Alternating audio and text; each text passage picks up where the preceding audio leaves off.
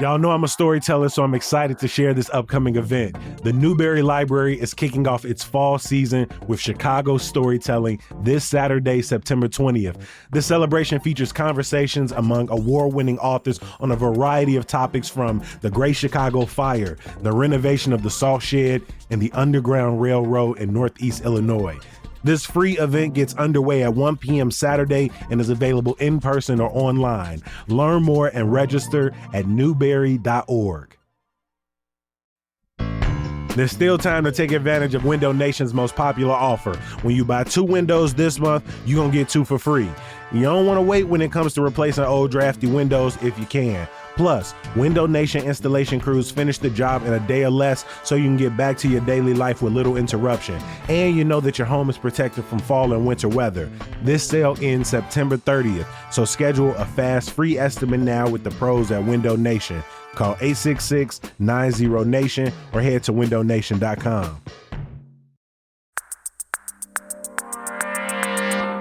Today on CityCast Chicago, fall theater season is really picking up across Chicago, and I got a few shows saved on my calendar, but I also figured, why not bring in one of my absolute favorite Chicago actors to help me preview the season?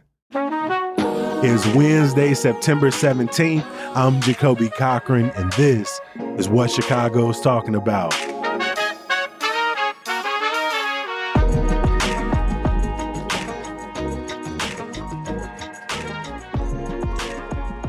We've got Ron Conner in the building. I've gotten to see this guy on a few Chicago stages, including most recently in Fat Ham, The Ripple, the Wave That Carried Me Home. I mean, you stole every single scene that you were in on Southside playing Bluto, and listeners can see you now at Court Theater in Big White Fog. Ron, welcome to CityCast Chicago. Hey, what's up? Thanks for having me, Kobe. Ron, let's start with the show you're in right now. Big White Fog by iconic playwright Theodore Ward is being directed by a Chicago legend, Ron O.J. Parson. Can you tell us a little bit about the show and who you play in it? Yes, the show, Big White Fog by Theodore Ward. I play a character, Percy Mason. I'm the uncle in the Mason family. It's a family of 6. And then me. And then, of course, me. I play the uncle.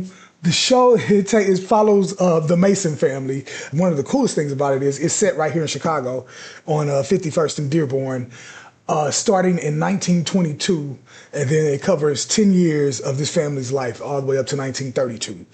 And it's during the Marcus Garvey movement. And for anybody who doesn't know, the Marcus Garvey movement was a plan for blacks to return to Africa.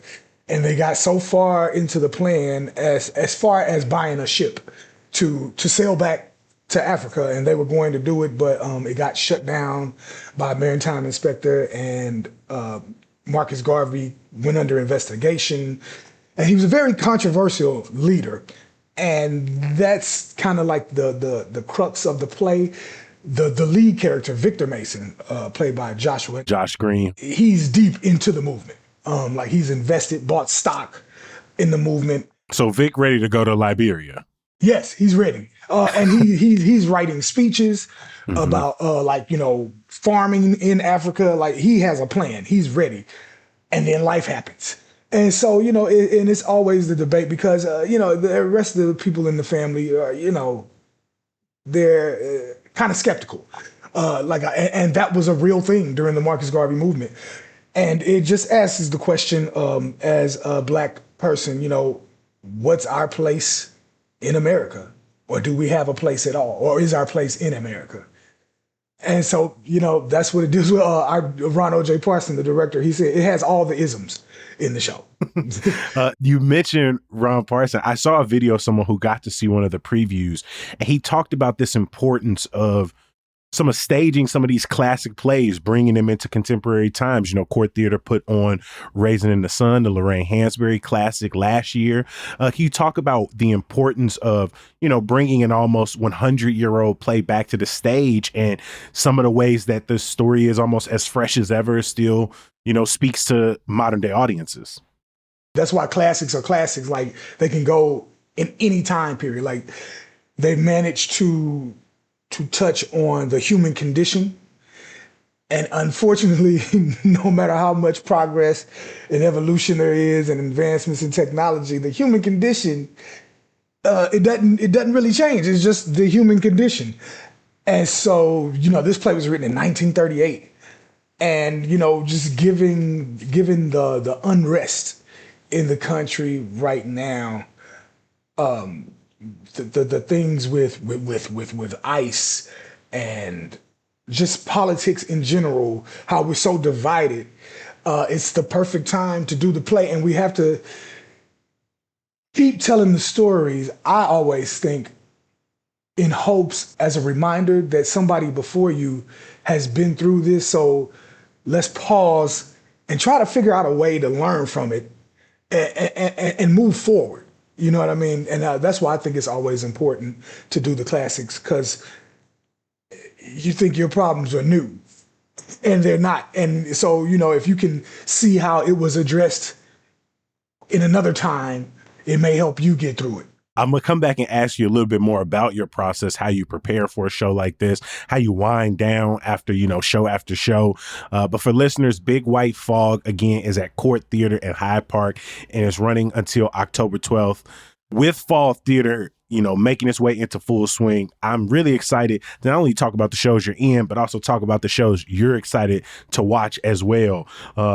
As a Chicago actor, are there any shows that are, getting ready to go off that are really exciting to you right now? I have one, Rome, Sweet Rome at Chicago Shakespeare Theater. It's an adaptation of Julius Caesar, and it's by the Q brothers. It's Shakespeare mixed with hip hop, like that. It's like a hip opera. And so I can just imagine what Rome, Sweet Rome is going to be. It has a couple of my good friends in it, Danielle Davis and Cage, Sebastian Pierre. And so I'm excited. Hopefully I'll get to see it if we close before they close. Or I'll try to catch it on Sunday. I don't know, maybe a Tuesday. The run is September 23rd through October 19th. It's based off the story of Shakespeare's Julius Caesar.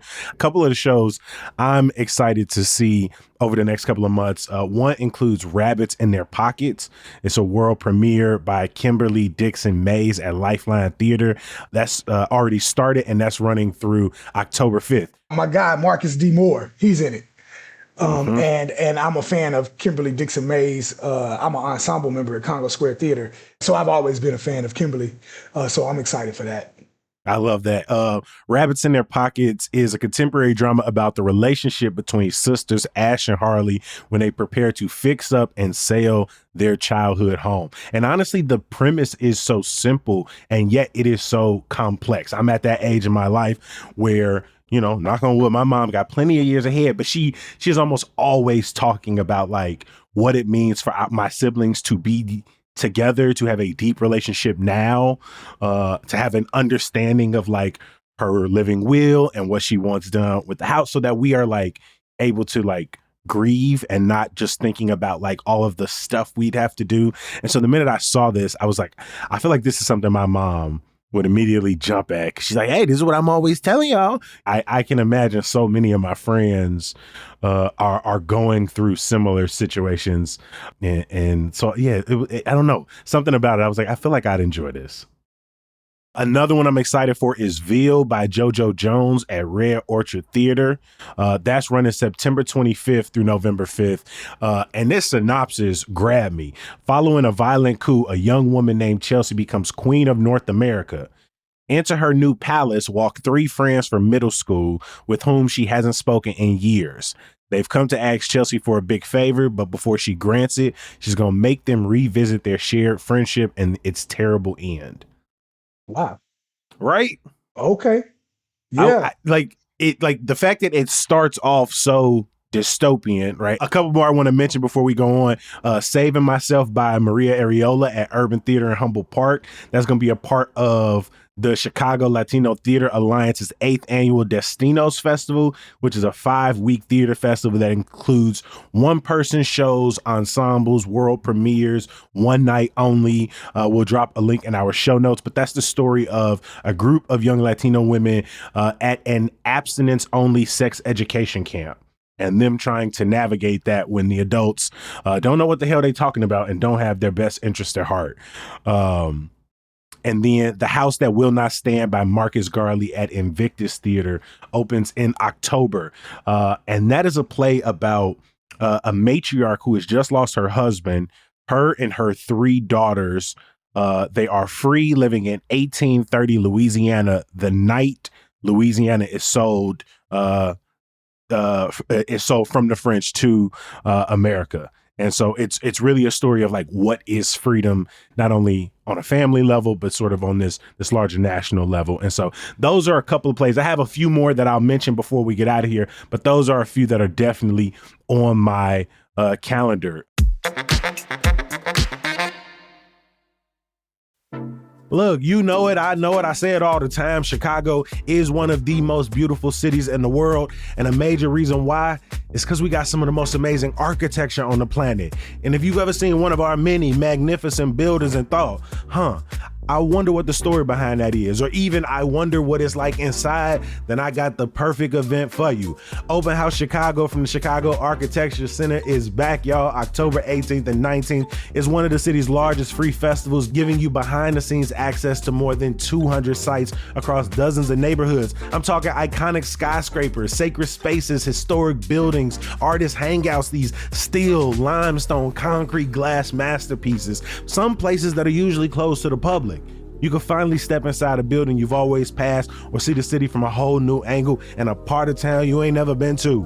And the best part, no tickets required. You can just pull up and start exploring. Visit openhousechicago.org to see the full site list. Plus, they got maps so you can plan your whole weekend.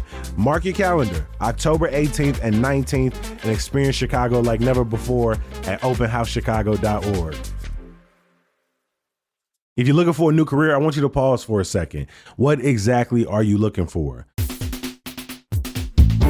Maybe it's something that's flexible, that works on your time, something where you can use those people skills, your creativity to work with and connect others. Something where you can make an impact. If the answer is yes, then maybe you should consider real estate. Realtors not only help people buy and sell homes, but navigate Chicago's rental market. They help people find the next great location to realize the small business dreams, which means you can help people find stability, put down roots, grow something in their neighborhoods.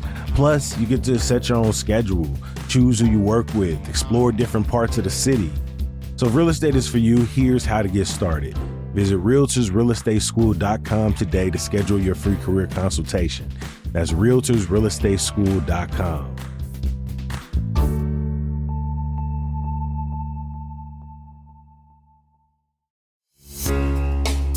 September is Childhood Cancer Awareness Month, and kidney cancer is one of the most common types of childhood cancer. The Kidney Cancer Association is committed to creating awareness and raising funds for research to find a cure through Chalk Your Walk. Basically, you chalk some art on the pavement, maybe in your driveway or on the sidewalk outside your apartment. Include chalkyourwalk.org on your drawing, then post photos of your art on social media and tag Kidney Cancer Association. Seriously, you can draw anything, something that brings you joy or an encouraging message, and just tag Kidney Cancer Association. Learn more or donate directly at chalkyourwalk.org.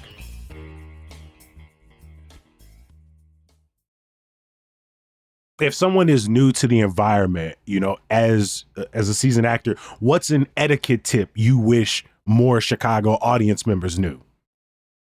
That it's okay to respond. Oh, that's a good one. And it happened, it comes out of a good thing, but we need to learn it. So when you have a mixed audience of like multiple cultures, everybody is hesitant to laugh, especially like if you're doing a play, a culturally specific play, like we're doing a play about a black family. Because you would be in there. Let's be real. A lot of the plays I go to, it happens, but rarely are black people like the dominant audience. And so there is that moment where you like, why white people laughing at that? Or why are we laughing for the same reason? What do you think was funny about that? Or why aren't you emotionally moved by sort of this moment in the not necessarily in the same way, but at all? Yeah, and so then you get those times where like nobody wants to say laugh, respond, react at anything, because nobody want the black people don't want to be like, oh, it's okay to laugh at that, even though it is funny to me, and the white people like, I don't want to offend nobody, you know what I mean? And so it's funny, but like I don't think people or people who don't go to the theater don't know that it's okay to not interact, don't become a part of the show, but to have an audible reaction to the show. Because you got some people that will try to become a part of the show, but it's okay to have an audible reaction to what's going on stage, as long as it's about what's in the play. Like what people don't know is how much it feeds our performance. On a 2-show day, especially Sunday, which is the last show of the week, 7:30 in the evening, man, we already had a 5-show weekend, 4-show weekend. This is the 5th show. And the audience ain't giving us nothing. It's like, all right, well, let's just get out of here. Let's just move through it. And you don't want that feeling probably that you're kind of like going through the motions of the show. Yeah. And you still maintain your integrity and you're still giving it. But man, when people are reacting and you can hear them, oof, ooh, and hearty laughs when it's funny and stuff like that. Oh, yeah, we going. It's a totally different performance, and that's what I'm talking about with energy. Because you might come on a quiet night, and then you might come when it's electric. So just that. I imagine for some people listening, when they think Chicago theater, they might think Broadway in Chicago, right? You got Lion King coming up in October. You got Book of Mormon, Sound of Music. But so many of the shows in the theaters we're talking about are like neighborhood theaters. Can you speak to like how accessible, or if you feel the case inaccessible, Chicago theater is to like the average Chicagoan? This is the trick. The Chicago theater is very accessible. We have like over 250 theaters in Chicago. That's what makes Chicago so great. It's accessible. It's just I think you just said it. Like I don't think a lot of people know. And especially like your urban theater company, Definition, the smaller houses, the Shattered Globe, whoever. Like I don't think people know. I say that because when Ron OJ started working at Court in 2005, the people in Hyde Park did not know the Court Theater existed, and so to see that growth, to have then a 50-50 cultural crowd, half black, half white, and other cultures as well, for Big White Fog's first preview, like that's a tremendous amount of growth. And so I just think it's just not talked about because it's very accessible. And the other theaters, the neighborhood theaters, like you say, I mean, like they're extremely affordable. When Congo Square was producing, like right after the pandemic, we got grant money because we were subsidizing tickets. Like half the tickets were free. So it's just about getting the word out because it's a theater in your neighborhood and you don't even know it. And it'd be good theater. Throughout our list, we've jumped around the city. Court Theater, in Hyde Park, Lifeline up in Rogers Park, Red Orchard in Gold Coast, Urban Theater in Humboldt Park. Ron, you have performed in so many. Do you have favorite Chicago theaters to perform in and why? Well, they're all my favorite. But fun fact, Urban Theater Company, back in 2005, I did their inaugural production. It was called Short Eyes, and that's where I met Ron O.J. Parson. And because he directed the show, and this is our 12th show together. And we've been able to work with each other over the years because when our August Wilson unfortunately passed away, everybody started doing August Wilson around the country. Mm-hmm. People might be familiar with like Fences or Jitney. Yeah, the piano lesson that just was on Netflix. Ma Rainey's Black Bottom. But so that's anyway, coming to the Goodman next year. Next year, I think at the top of next year. I can't wait to see that. Yeah. So and he was a hot director at the time, and I had just so happened to be the age of every central character in every August Wilson play, and so I got to. You got to become a Pittsburgh native. Yeah, I got to travel with him all over the country. So that's how we were working together. And and shoot, so cool. Because of him, he's half the reason I just finished the cycle in June down in St. Louis. at the St. Louis Black Rep. So he's responsible for like at least 6 of them. When you say finish the cycle, that means you've performed in every single August Wilson play. Yep, all 10. Man, you say that so casually, dog. That's so damn cool. That was a career milestone. That was Yeah. one of my proudest achievements. I'm thinking like the oldest in the August Wilson collection is either Jitney or Ma Rainey's Black Bottom in '82. The oldest being like Radio Golf King Headley. Do you have a favorite across those? Ma Rainey. Ma Rainey's Black Bottom. I loved playing Levy, even though I played Boy Willie 4 times. If people aren't familiar with Ma Rainey, I know it was made into a movie where Viola Davis played the titular role of Ma Rainey, and then it was Chadwick Boseman's final performance as Levy Green. It's about the real life woman Ma Rainey, who was a blues singer. She called the mother of the blues, and it's when it got produced, it caught flack because people thought it was going to be a musical because it's about Ma Rainey, but it's really about the members of her band as they wait in the rehearsal room for her to come, and it's about a changing of the time in music, going from how it used to be to like jazz. It's faster, it's more bop to it. And the central character, Levy, is dealing with some demons, and he's trying to get the band to adapt to the change. And it's so funny because it's the same thing in Big White Fog, just with African Americans in this country. No matter how you look at the country, no matter how you try to go at it, at some point, the country reminds you that y'all are the same to us. And that's what happens in Ma Rainey. I don't want to give it away.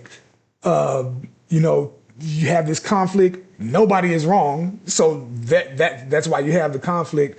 But in the end, the white hand sends us spiraling, and so it happens in Big White Fog, but in a different way, but the same. I know you said that you can't pick a favorite Chicago theater, but I can name them. But if you could name some of your favorites. Oh, absolutely. Love Court, Chicago Shakespeare. That's my that's like home to me for several reasons. When my wife and I moved up here in 2004, she was working there in the education department. So our kids kind of grew up there, and I've been working there since like 2006. It's one of the most beautiful. And it's beautiful. It's one of the most beautiful spaces in Chicago theater. And I do think it gets kind of clumped in with like Navy Pier when people are like, don't go to Navy Pier. They never go like, you should take your ass to Chicago Shakespeare Theater. They'd be like, don't go to Navy Pier. But it's a gem for sure. Definitely. Timeline Theater, love them. Can't wait for them to open a new building. I already said Urban Theater Company. Of course, my artistic home, Congo Square Theater. Definition Theater. I've never worked there, but I love what they do. That's it. I work at the Goodman, of course. Shout out to Goodman. You mentioned Definition Theater. They've got a reading of The Last Senior Home in Bronzeville by Nikki Carpenter on September 27th. You mentioned Timeline Theater has hundreds and hundreds of stars, which premieres October 8th. I will drop links in the show notes to those as well. You talk about, the time-consuming nature of the work that you do, right? You got Blue White Fog. This is a little over a month run. Can you kind of talk about your process as an actor? Like, how are you preparing to go on stage? How do you keep yourself and your endurance up throughout the entire run? And are there any places like around the city you like to go, like to kind of get away from things? The process is, for me, is simple. I just get up and go to work, but to stay in condition, it's about taking walks is great. Like just to wake your body up, because that's what you have to do as an actor. Like you have to, they call it your instrument, because you're using all of it on stage. It's a full body workout. You got to make sure your core is strong. and you have breath, and so it's a lot of cardio and core work, and then rehearsal. We rehearse 6 days. Well, at court, shout out to the court. We rehearse 5 days a week, 6 to 8 hours a day. Most theaters are 6 days a week, 6 to 8 hours a day, and just getting reps in. But then you come home and you gotta get off book, meaning you gotta memorize your lines and stuff, and you're doing all the work that I'm telling you about, like you're asking a bunch of questions. What is this? What does this line mean? And it's little stuff like that takes you down the rabbit hole to help you unlock all these wonderful things about your character. And we go into a week called technical rehearsal, which is 8 out of 10. We say 8 out of 10 hours. It's a 10-hour day, but you get a 2-hour lunch break. And they're usually long days, and it's just like that. Like it's very routine. Like theater is a blue collar actor job. You know what I mean? It's the actor's medium, right? Yes, Filmmaking is like yes. the director's medium. Director's medium. Yep, and TV is the writer's medium. Yeah. Mm-hmm. I appreciate the range. Some of the shows we mentioned, from young playwrights who are being supported in these like artistic programs in these residency programs, classic interpretations of theater, bringing these classic plays back from like the early 20th century canon. You can get a little bit of everything in Chicago, but I think people still would say if you're trying to make it in theater, you're trying to end up in New York. If you're trying to make it in television or film, you're going to end up on the West Coast. As a Chicago actor, do you think this city is a place that artists can not only grow and develop, but can also thrive and build long-term careers? Yes, and I think we will get there. LA and New York have a bit of a head start on Chicago, but with technology, everything is open now. So you don't have to be in New York or LA to get the work. I will say it still helps, but it is possible for you to book something big. That's not even, it may not even be shot in Chicago. I'm talking about TV and film. It may not even be shot in Chicago, but I audition for stuff that's shooting in Canada, everywhere, Atlanta, LA, New York. We're in the middle of the change right now, and it's just gonna take some more time. We've had a studio. People don't know we have a studio here, a real live studio. Anytime I get to be on there, I feel like, oh, thank God! In 6 weeks, I might see some money, maybe. Yeah, it's but it's only been around maybe 10 years, a little over 10 years. So it's just gonna take some time. It will be followed by Atlanta. They coming up, but. Yeah, it will be. But right now, sometimes even on the Chicago shows, sometimes we still get passed over for an actor out of LA or New York. But we're getting there. We're getting there. A couple other shows I'm really excited, and one of my favorite things about Chicago theater scene, again, is just the range. This fall, I'm really excited for Blue Heaven by Darrell Brooks at Black Ensemble Theater in Uptown. I think Brooks does some of the best musical theater in the city because his storytelling really is about, how was this era of music defined? How was this genre of music defined? Who were the heavy hitters? And he's really going to be looking at some of these crown jewel figures of blues, Mama Thornton.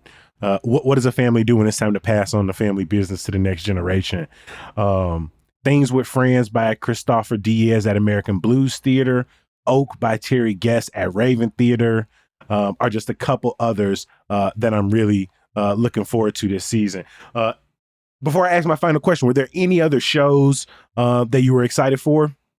It's not in the fall, but it was supposed to be, and then it got moved to the Goodman. It was supposed to be at Paramount, but it got moved to the Goodman. Covenant.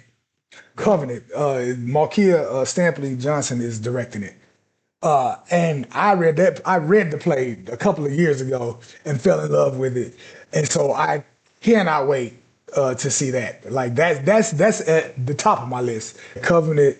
In May in the Owen Theater. It's a good old fashioned down in the Delta blues play. It's about the blues and all the mythology that surrounds it. The male character in the play, he has the same, Robert Johnson rumor that he sold his soul to the devil to learn how to play the guitar. and he comes back to town, falls in love. It's a love story. It's mythology. It's religion. It's all of that rolled up into one with some blues in it. I don't know how they're gonna do it, but I love that era, and I love the blues, and so it was everything I wanted in the show. And York is such a great writer. Like, it's just the words. I'm just reading it, and the words sounded like music. And so yeah, it's gonna be. I can't wait to see that. Playwright York Walker and director Malkia Stampley. All right, so we're going to add that one to the list, Covenant as well. One last final question to you. What's your favorite aspect of Chicago's theater scene, 20 years in? Favorite aspect is the family, the familial aspect of, like, actors in the community, actors, directors, everybody, from the stage management, the crew. It's like we're all one big family. Like, we really support each other. We're really happy for each other's success. We want to see each other shine. It's not about look at me, it's look at us. It's very ensemble based, and offstage, man, if you ever been to a theater party, it's loud. It's got all kind of music. It's just amazing. It's amazing. It's an amazing community. So that's my favorite part about it, is the community.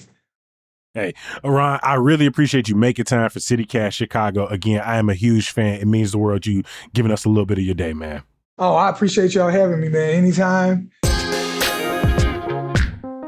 Before we get out of here, I got some good news. If you're looking for some different ways to get outside this week, I got you.